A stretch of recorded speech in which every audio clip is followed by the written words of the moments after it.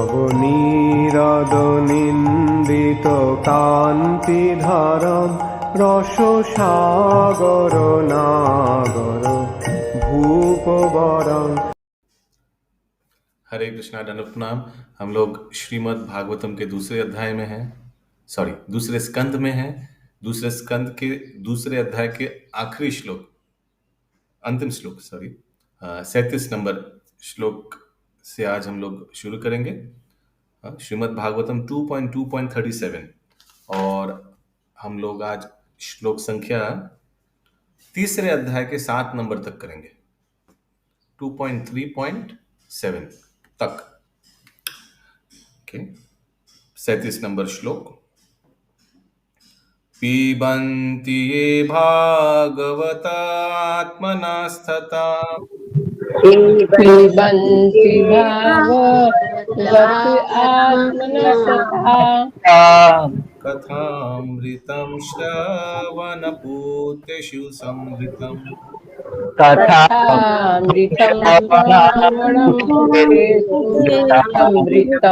पुनन्ति ते विषयविदुषितशयम्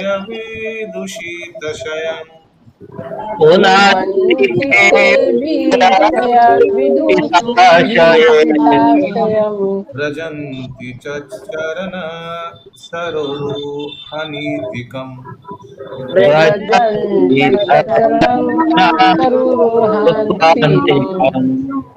ये सुषमा जायसवाल माता जी।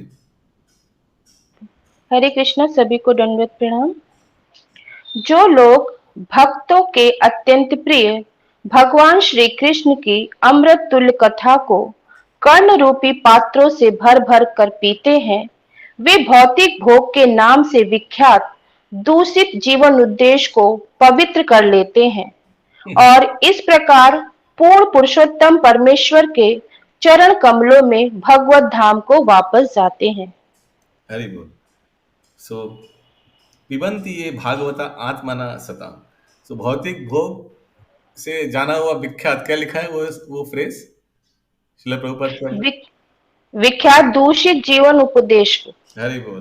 ये बहुत विख्यात है ना, भौतिक भोग बहुत फेमस है, लेकिन इसको जय कर लेता है और भगवान के धाम वापस चला जाता है सिर्फ श्रवण से। श्रवण कितना इंपॉर्टेंट है। तात्पर्य मानव समाज के सारे कष्ट दूषित जीवन उपदेश अर्थात भौतिक संसाधनों पर प्रभुत्व जताने के कारण है। मानव समाज अविकसित भौतिक संसाधनों का जितना ही धोवन अपनी इंद्र तृप्ति के लिए करता है, वह उतना ही श्री भगवान की भ्रमक भौतिक शक्ति माया द्वारा बनता जाता है और इस प्रकार विश्व के कष्ट घटने के बजाय बढ़ते जाते हैं। श्री भगवान मानव जीवन की समस्त आवश्यकताओं की यथा अन्न, दूध, फल, लकड़ी, पत्थर, चीनी, रेशम, रत्न, कपास, नमक, जल, सब्जी आदि की प्रचुर मात्रा में पूर्ति करते हैं। हरे कृष्णा। इसीलिए भगवान सब कुछ दिया नेचर में। अगर आप ध्यान से सुने और ध्यान से चिंता करें कि फैक्ट्री का कोई दरकार है, ध्यान से सोचिएगा तो देखिएगा कि फैक्ट्री का कोई दरकार नहीं है।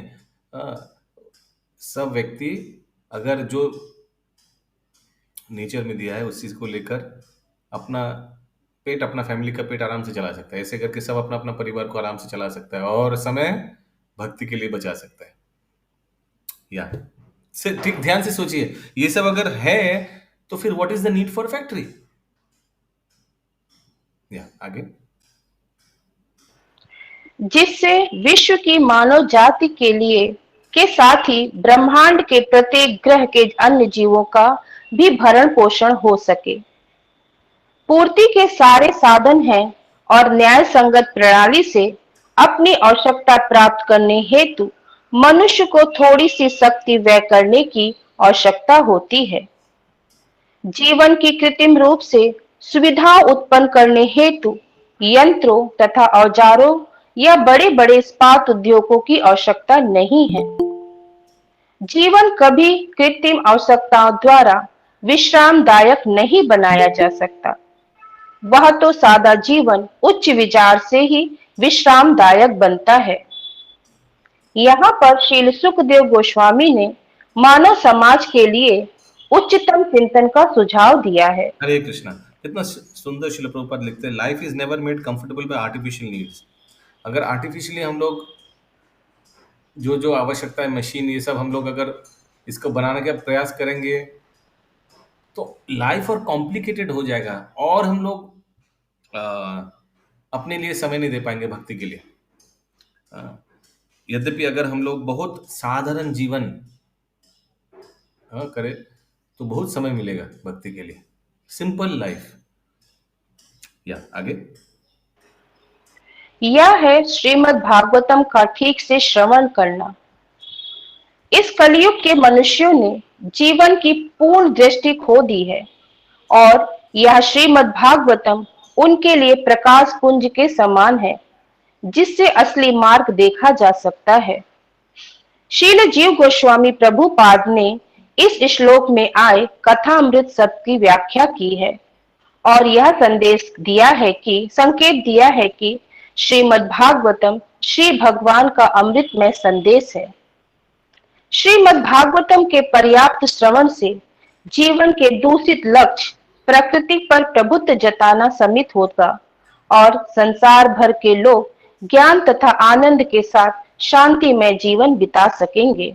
हरि बोल। सिर्फ श्रीमद् भागवतम अध्ययन करने से इतना लाभ है। यस आगे। श्री भगवान के शुद्ध भक्त के लिए श्री भगवान के नाम, यश, गुण, पार्षद आदि से संबंधित कोई भी कथा आनंददायक होती है और चूंकि ऐसी कथाओं का अनुमोदन नारद जी, हनुमान जी, नंद महाराज जी तथा वृंदावन के अन्य निवासियों द्वारा किया गया है, अतएव ऐसे संदेश निश्चय ही दिव्य तथा हृदय एवं आत्मा को भाने वाले हैं। यहाँ पर श्रील सुखदेव गोस्वामी आश्वस्त करते हैं कि श्रीमद् भगवद गीता तथा उसके पश्चात श्रीमद् भागवतम की कथाओं को निरंतर सुनते रहने से मनुष्य श्री भगवान के पास पहुंचकर विशाल कमल सदृश गोलोक वृंदावन नामक आध्यात्मिक ग्रह में श्री भगवान की दिव्य प्रेममयी सेवा कर सकेगा। इस प्रकार इस श्लोक में बताई गई भक्ति योग की विधि को प्रत्यक्ष स्वीकार कर लेने से अर्थात श्री भगवान की दिव्य कथा के पर्याप्त श्रवण से श्री भगवान के निर्विशेष विराट रूप की धारणा का चिंतन किए बिना ही मनुष्य का भौतिक कलमश प्रत्यक्ष रूप से दूर हो जाता है। हरे कृष्ण। उसीलिए श्रील प्रभुपाद देखिए कितना सुंदर भक्ति योग डायरेक्ट व्यक्ति को इन्वॉल्व कर देता है। कोई इस्कॉन मंदिर में घुसता है, देखते भागवतम क्लास हो रहा है, कोई प्रवचन कर रहा है, भगवान का दर्शन कर रहा है, प्रवचन श्रवण करता है, फिर तो प्रसाद भी मिलता है, चरणामृत मिलता है और फिर भक्त लोग उन लोग को जप कराना सिखाता है। डायरेक्ट भक्ति योग। कोई इधर उधर दूसरा पंथा नहीं सिखाता है, दूसरा रास्ता नहीं सिखाता श्रील प्रभुपाद। इसीलिए यहाँ लिखाते हैं कि कितना उस व्यक्ति का समय बच जाता है कोई अगर डायरेक्ट भक्ति योग में आ जाए। यस आगे। यदि अभ्यासकर्ता भक्ति योग का अभ्यास करने से भौतिक कलमश से शुद्ध नहीं हो पाता तो उसे छंद भक्त समझना चाहिए। ऐसे पाखंडी के लिए भवबंधन से छूटने हेतु कोई उपाय नहीं है। इस प्रकार श्रीमद् भागवतम के द्वितीय स्कंद के अंतर्गत हृदय में श्री भगवान नामक द्वितीय अध्याय के भक्ति वेदांत तात्पर्य पूर्ण हुई। श्रील प्रभुपाद की जय। हरे कृष्ण। सो भक्ति योग प्रैक्टिस करने से ऐसा कोई भी व्यक्ति नहीं होगा जिनका हृदय परिवर्तन नहीं हुआ, शुद्धिकरण नहीं हुआ। कोई भी एक भी व्यक्ति नहीं होगा, बिकॉज ये जैव धर्म है, जीव का ये धर्म है। जीवेर स्वरूप है कृष्ण नित्यदास। सो ऐसे हो ही नहीं सकता कि अगर कोई भक्ति योग कोई प्रैक्टिस करे और उसको कोई हृदय परिवर्तन नहीं हो। और एक्चुअली भक्त लोग टिके क्यों रहता है भक्ति में?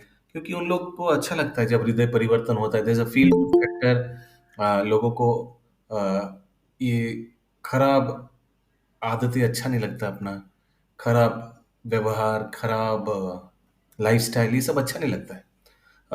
कोई जितना भी भौतिक में डूबे क्यों ना हो, भौतिक जीवन या भौतिक बुरे आदतों में डूबे क्यों ना हो, लेकिन ध्यान से अगर सोचिएगा तो देखिएगा उन लोग को भी हृदय में अच्छा खराब लगता है कि हम सिगरेट स्मोकिंग कर रहे हैं, हम नॉनवेज खाते हैं। जो नॉनवेज खाते हैं उनको भी मालूम है कि नॉनवेज नहीं खाना चाहिए। हाँ, कुतर्क करेगा थोड़ा, लेकिन अंदर से मालूम है कि ये सब नहीं करना चाहिए। ये साधु लोग कितना अच्छा भगवान का नाम जप कर रहे हैं, वो सबको, एवरीबॉडी नोज दिस। हमें कितना काम, क्रोध, लोभ, मोह, मद मात्सर्यता से एकदम लिप्त हूँ। इसीलिए जब हम लोग कॉरपोरेट में जाकर एंगर कंट्रोल, स्ट्रेस कंट्रोल, ये सब का सेमिनार देते हैं, इसका उनका बहुत जब सेमिनार देते हैं तो सब एकदम भर जाता है। जितना ऑफिसर लोग, स्टाफ लोग, सब आ जाता है ये सब सुनने के लिए। तो इससे क्या मालूम पड़ता है? इससे मालूम पड़ता है कि सबको परिवर्तन का इच्छा है कि I everybody wants to be changed, wants to be a changed person. सबको लगता है कि हमको परिवर्तन करना चाहिए, हमारा गुस्सा बहुत खराब है, हमारा ये लोभ बहुत खराब है। या so there is a need for Bhagavad Gita. भक्ति तत्व का बहुत बड़ा आवश्यकता है।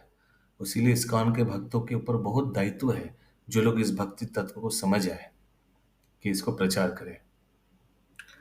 आज हम लोग तीसरा चैप्टर शुरू करेंगे।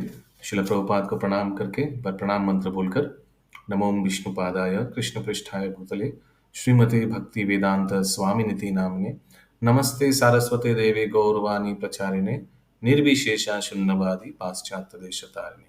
शील प्रभुपाद की जय। तीसरे अध्याय ये तीसरे अध्याय का क्या नाम है सुषमा माता जी? शुद्ध भक्ति में सेवा, हृदय परिवर्तन। 1 नंबर श्लोक। श्री शुक उवाच, सब बोलिए। श्री शुक उवाच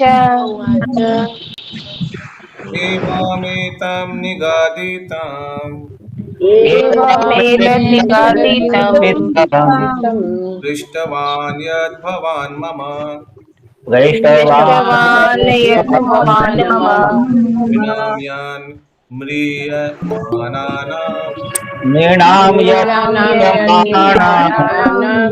मनुष्येषु मनीषिणाम्। मनुष्येषु मनीषिणाम्। Yes, continue, माता जी। इसमें शुरू करें प्रभु? हाँ। ओके। शील शुकदेव गोस्वामी ने कहा, हे महाराज परीक्षित, आपने मुझसे मरणासन बुद्धिमान मनुष्य के कर्तव्य के विषय में जिस प्रकार जिज्ञासा की, उसी प्रकार मैंने आपको उत्तर दिया। और एक बार। शील सुखदेव गोस्वामी ने कहा, हे महाराज परीक्षित, आपने मुझसे मरण आसन बुद्धिमान मनुष्य के कर्तव्य के विषय में जिस प्रकार जिज्ञासा की, उसी प्रकार मैंने आपको उत्तर दिया है। तात्पर्य, सारे विश्व में मानव समाज में लाखों करोड़ों लोग हैं और वे प्रायः सभी अल्पज्ञ हैं, क्योंकि उन्हें आत्मा के विषय में बहुत अल्प ज्ञान है। प्रायः सबको जीवन की मिथ्या अवधारणा है, क्योंकि वे अपनी पहचान स्थूल तथा सूक्ष्म भौतिक शरीर के साथ करते हैं, जबकि वे ऐसा है ही नहीं। भले ही वे मानव समाज की नजरों में उच्च तथा निम्न पदों पर स्थित हो, किंतु मनुष्य को यह ज्ञात होना चाहिए कि जब तक वह अपने शरीर तथा मन से परे अपनी आत्मा के विषय में जिज्ञासा नहीं करता, तब तक मनुष्य जीवन के उसके सारे कार्य नियंत्रण निष्फल है। इसीलिए हजारों हजार मनुष्यों में से कोई एक अपनी आत्मा के विषय में जिज्ञासा करता है और वेदांत सूत्र, श्रीमद् भगवद गीता तथा श्रीमद् भागवतम जैसे शास्त्रों को पढ़ता है। किंतु ऐसे शास्त्रों के पढ़ने तथा सुनने के बावजूद भी जब तक वह स्वरूप सिद्ध आध्यात्मिक गुरु के संपर्क में नहीं आता, तब तक वह आत्मा की वास्तविक प्रकृति को नहीं समझ सकता। हाँ, क्योंकि शास्त्र पढ़ने से नहीं होगा, बहुत कुछ समझ नहीं पाएगा। फिर वो अपना मन गढ़ा खुद का कमेंट्री से समझने का प्रयास करेगा।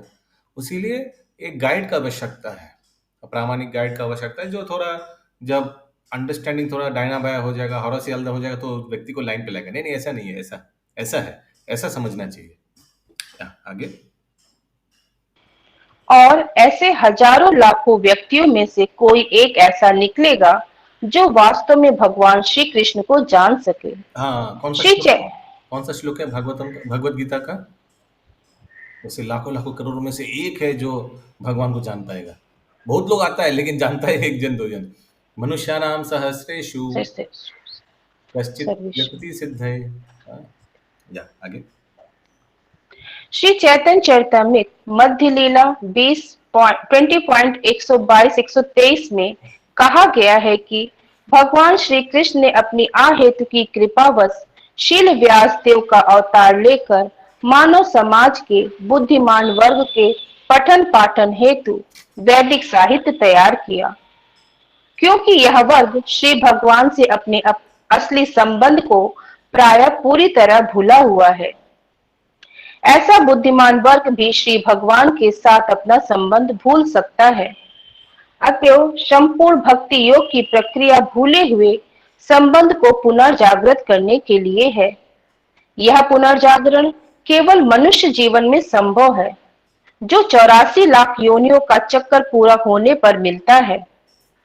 बुद्धिमान वर्ग के मनुष्यों को इस अवसर का लाभ उठाना चाहिए।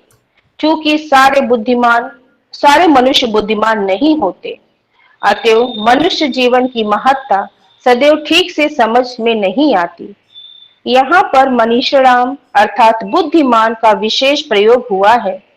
महाराज परीक्षित जैसे मनीषराम को भगवान श्री कृष्ण के चरण कमल ग्रहण करने चाहिए तथा श्री भगवान के पवित्र नाम तथा उनकी लीलाओं के श्रवण कीर्तन आदि में अपने आप को लगाना चाहिए, क्योंकि ये सभी हरि कथा अमृत है।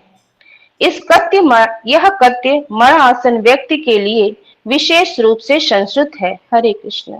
हरे कृष्ण। आप में से कौन कौन मनीषी नाम होना चाहते हैं? हाथ उठाइए। बहुत लोग डर रहे हैं। नहीं नहीं ओति भक्ति। हाँ, यस, वेरी नाइस। किसी का कोई प्रश्न है? तो ये हजारों में से एक, हम लोग उसमें से हैं क्या? तो शास्त्र में ये लिखा है कि हजारों मनुष्य नाम सहस्रेषु कश्चित यतति सिद्धये। बहुत हजारों लोगों में से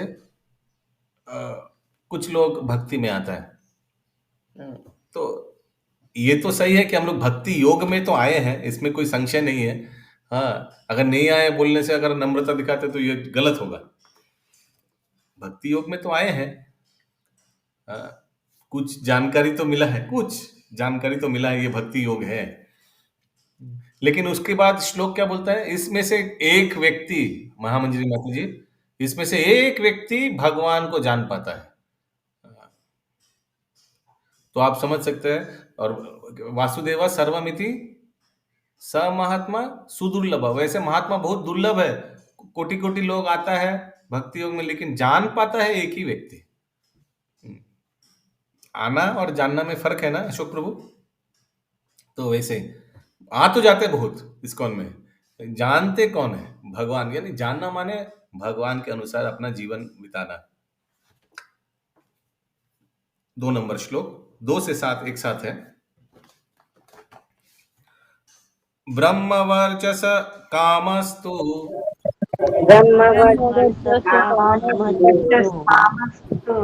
यजेता ब्रह्मणा पतिम् यजेत ब्राह्मणपतिम् इंद्रमिंद्रिय कामस्तु इंद्रमिन्द्रियकामस्तु प्रजा कामा प्रजापतिम्। प्रजा काम प्रजापति। ये सब श्रीमद् भागवतम का श्लोक है। उच्चारण करने से हृदय, मन, आत्मा, शरीर पवित्र हो जाएगा। इसीलिए मौका खोइएगा मत। देवी मायां श्री कामास देवी मायां तु श्रीकामाः तेजस कामो विभावसुम तेजस्कामो विभावसु वसु कामो वर्षुन्दान वशुकामो वसुंगुतान् वीर्य कामो अथ वीर्यवान वीर्यकामो तथा वीर्यवान् अन्नद्य कामस्त्वदितिम् अन्याकामस्वादितेन् स्वर्ग कामो अदिते सुतान् स्वर्गकामो यदि ते सुतान् विश्वान् देवान् राज्यकामा विश्वान् देवान् राज्यकामान् साध्यन् संसाधको विशाम् साध्यान् संसाधको विशाम् अयुष्कामो अश्विनो देवौ आयुष्कामो पुष्टिकामा इलान् यजेत् पुष्टिकामा इदार्यते प्रतिष्ठा काम पुरुषो प्रतिष्ठा कामा रोदसी लोकमातरौ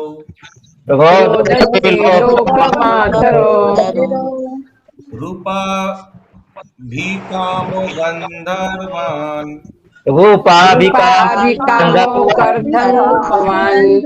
भीकामो अप्सरा उर्वशीम्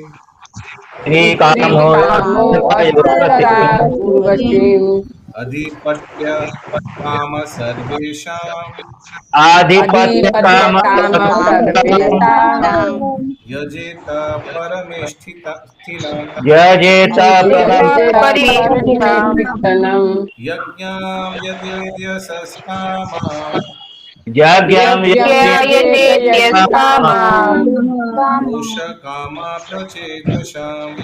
कोशकामा प्रचेतसाम् विद्यकामस्तु गिरीशाम्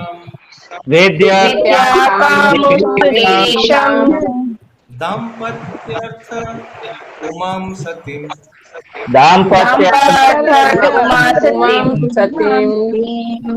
बहुत इंपॉर्टेंट तात्पर्य है, अनुवाद है, सॉरी, बहुत ध्यान से सब सुनिएगा। वेरी वेरी इंपॉर्टेंट अनुवाद। यस, हरी माता जी। जो व्यक्ति निर्विशेष ब्रह्म ज्योति तेज में लीन होने की कामना करता है, उसे वेदों के स्वामी ब्रह्मा या विद्वान पुरोहित बृहस्पति की पूजा करनी चाहिए। जो प्रबल काम शक्ति का इच्छुक हो, उसे स्वर्ग के राजा इंद्र की, और जो अच्छी संतान का इच्छुक हो, उसे प्रजापतियों की पूजा करनी चाहिए।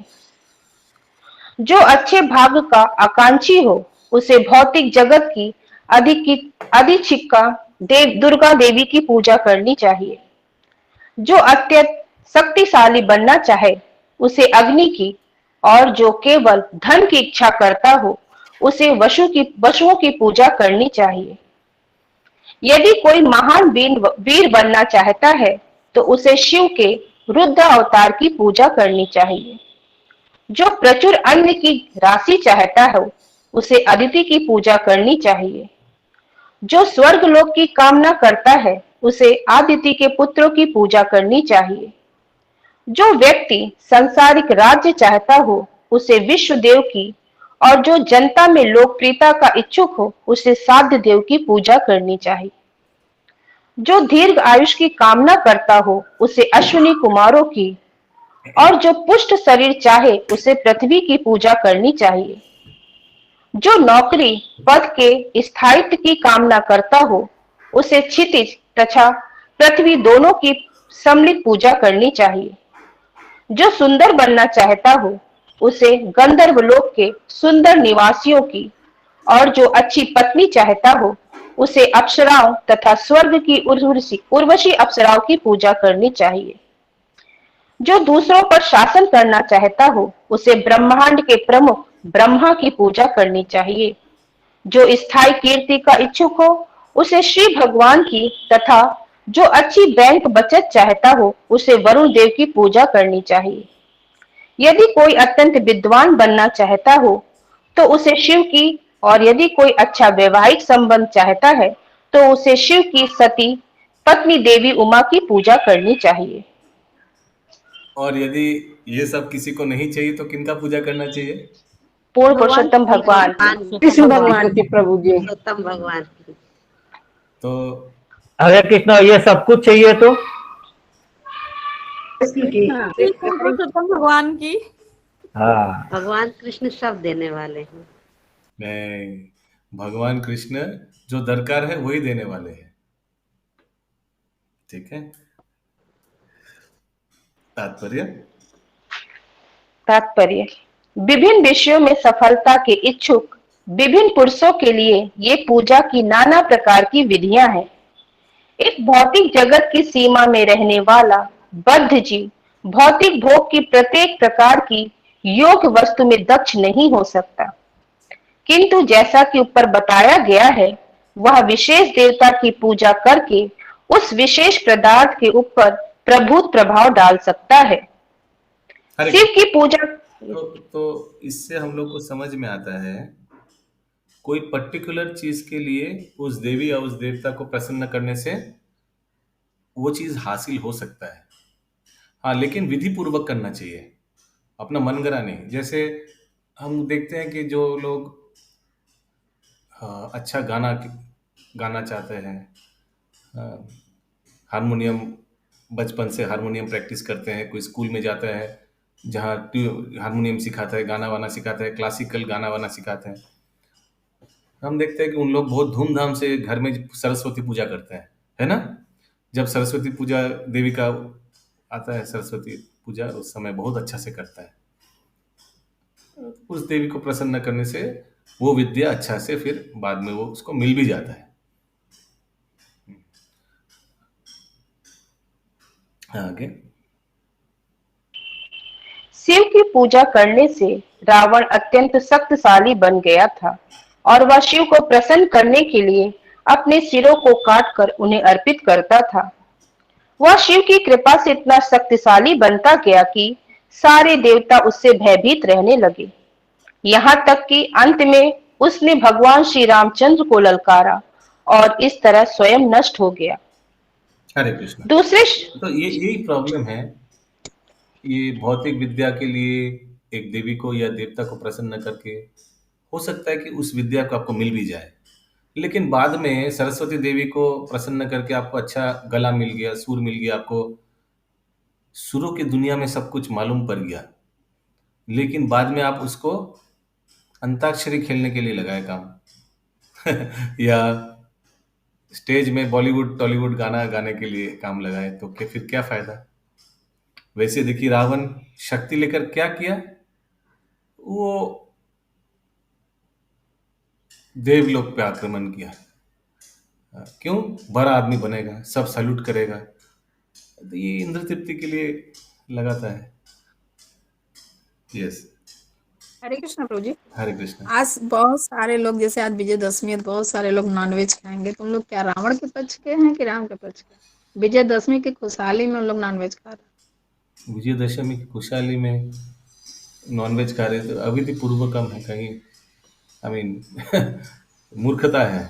भगवान रामचंद्र जी वापस आते हैं अयोध्या, वापस आते हैं अयोध्या, इतना शुभ तिथि में इतना अशुभ घर घर कार्य, प्रभु जी, इतना घर घर। जघन्य जघन्य कार्य करना, ये तो अज्ञानता का लक्षण है। कितना शुभ दिन है आज के दिन, भगवान रामचंद्र जी अयोध्या वापस आ रहे हैं। Such an auspicious day. प्रभु जी आज विजय हुआ, आज वापस थोड़ी आ गए, वापस तो दिवाली वाले दिन आते हैं, दीपावली के दिन आते हैं। आज रावण को वध किए थे, फिर भी वध करते प्रभु जी, वध करते, फिर रात में ना राम जी, लक्ष्मण जी, सीता जी हम लोग के मतलब आते हैं, मतलब आरती उरती करते हैं हम लोग, सब सच के आता है। तो फिर वो भी मतलब कितना ऑस्पिशियस दिन है कि रावण को आज के दिन हत्या करता है भगवान। सो आई मीन यहाँ का हम ये तो देखते हैं प्रभु, सेलिब्रेट, यहाँ भी बहुत ज्यादा मतलब गलत होता है। तो ऐसे नॉनवेज वॉनवेज ये सब खाकर ये इतना शुभ दिन को खराब, कभी भी कोई भी दिन नहीं, हर एक दिन शुभ है वैष्णव के लिए।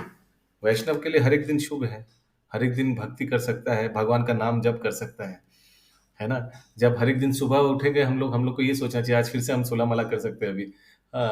और 16 माला करने के बाद तब कभी मन भी खराब हो जाता है कि करना तो चाहिए, खत्म तो कभी होना ही नहीं चाहिए, लेकिन फिर भी लगता है कि अभी हो गया, इतना अच्छा जप कर रहे थे।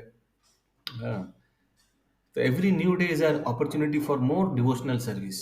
कितना कुछ कर सकते हैं हम लोग, शास्त्र का अध्ययन, भक्तों का संगत, अच्छा भगवान का भगवान को श्रृंगार करा सकते हैं, भगवान का भोग बनाकर भगवान को अर्पण कर सकते हैं। There is so much opportunity in devotional service.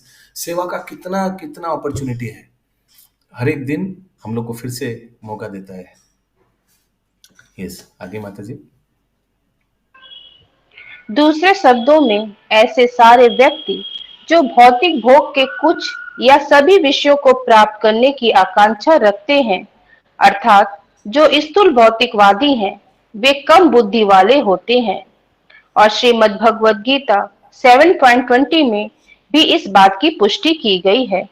उसमें कहा गया है कि जो सद्विवेक से विहीन है या जिनकी बुद्धि माया की भ्रमक शक्ति से हर ली गई है, वे जीवन में विभिन्न देवताओं को प्रसन्न करके या वैज्ञानिक प्रगति के नाम पर भौतिक सभ्यता में उन्नति करके जीवन के सभी प्रकार के भोगों को प्राप्त करना चाहते हैं। हरे कृष्ण। कौन सा श्लोक है? माया अपरित्यज्ञाना आसुरीं भवम आश्रिता। स्टार्टिंग क्या है? काम तेते हाँ, कामस्ते ज्ञाना प्रपद्यन्ते नराधमा। ये नरधम व्यक्ति है जो काम के वश में आकर ऐसे अलग अलग देवी देवता को उपासना करता है कुछ पाने के लिए। भगवत गीता में भगवान कितना स्पष्ट बोलते हैं। इससे पता चलता है भगवान को एकदम पसंद नहीं कोई व्यक्ति अगर कोई देवी देवता को प्रसन्न करने का प्रयास कर रहा है। He doesn't like it at all. या उसको बोलते हैं भगवान, उनको वो व्यक्ति माया अपरित्यज्ञाना आसुरीं भावम आश्रिता। आसुरीं भाव, असुर के जैसा उनका भावना आ गया है। क्यों? क्योंकि वो देवी देवता को प्रसन्न करके इंद्र तृप्ति करना चाहता है। यस, आगे। इस भौतिक जगत में जीवन की मुख्य समस्या जन्म, मृत्यु, जरा तथा व्याधि का समाधान ढूंढना है। कोई अपने जन्म अधिकार को बदलना नहीं चाहता, कोई मरना नहीं चाहता, कोई वृद्ध या असक्त होना नहीं चाहता और कोई रोगग्रस्त होना नहीं चाहता। किंतु ये समस्याएं ना तो किसी देवता के अनुग्रह से हल हो पाती है, ना तथाकथित भौतिक विज्ञान की उन्नति से। श्रीमद् भगवद गीता तथा श्रीमद् भागवतम में ऐसे अल्पज्ञ मन व्यक्तियों का वर्णन सभी प्रकार के सद्विचारों से विहीन व्यक्तियों के रूप में किया गया है। श्रील सुखदेव गोस्वामी ने बताया कि जीवों की 84 लाख योनियों में से मनुष्य जीवन अत्यंत दुर्लभ तथा मूल्यवान है और ऐसे दुर्लभ मनुष्यों में से भी वे लोग और भी दुर्लभ हैं जो भौतिक समस्याओं के प्रति सचेष्ट हो। इनमें से भी ऐसे लोग अत्यंत दुर्लभ हैं जो श्रीमद् भागवतम के महत्व से अवगत हो, जिसमें श्री भगवान तथा उनके शुद्ध भक्तों की कथाएं मिलती हैं। मृत्यु सबके लिए अपरिहार्य है, चाहे वह बुद्धिमान हो या मूर्ख। लेकिन श्रील सुखदेव गोस्वामी ने महाराज परीक्षित को मनीषी कहकर संबोधित किया है, जिसका अर्थ यह है कि वे अत्यंत विकसित मन वाले पुरुष थे, क्योंकि उन्होंने मृत्यु निकट आने पर सारे भौतिक भोग छोड़ दिए थे और श्रील सुखदेव गोस्वामी जैसे योग्य व्यक्ति से श्री भगवान की कथाएं सुन करके उनके चरण कमलों में आत्मसमर्पण कर दिया था। लेकिन प्रयत्नशील पुरुषों द्वारा भौतिक भोग के लिए की जाने वाली आकांक्षाओं की भक्षणा की गई है। ऐसी आकांक्षाएं पतित मानव समाज के लिए नशे के समान है। बुद्धिमान मनुष्यों को चाहिए कि वे इन आकांक्षाओं से बचे और इसके बदले भगवत धाम वापस जाकर स्थायी जीवन को ढूंढने का प्रयत्न करें। हरे कृष्ण। हरे कृष्ण। श्रील प्रभुपाद इंग्लिश में लिखते हैं, aspiration for material enjoyment by endeavouring persons are condemned.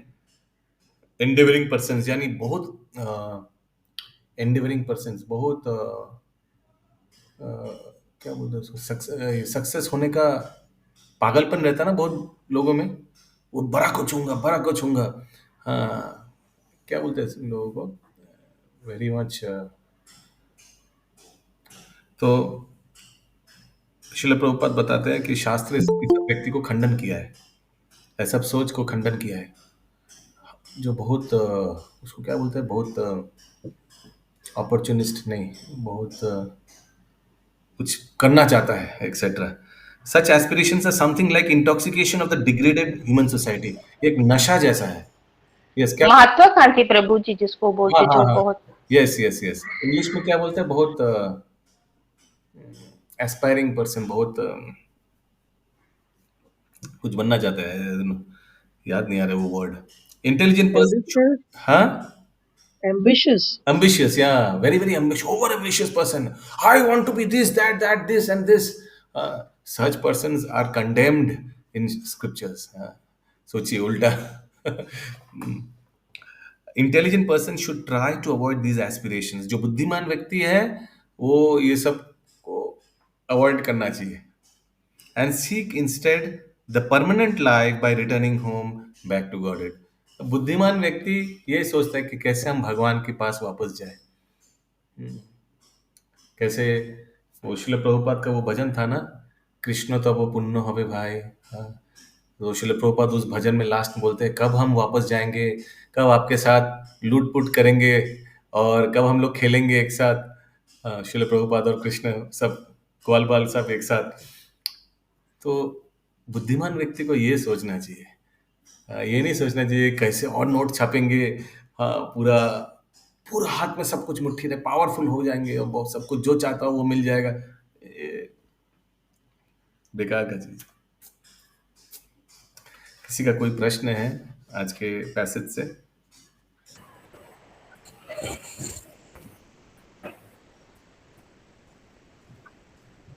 Any question?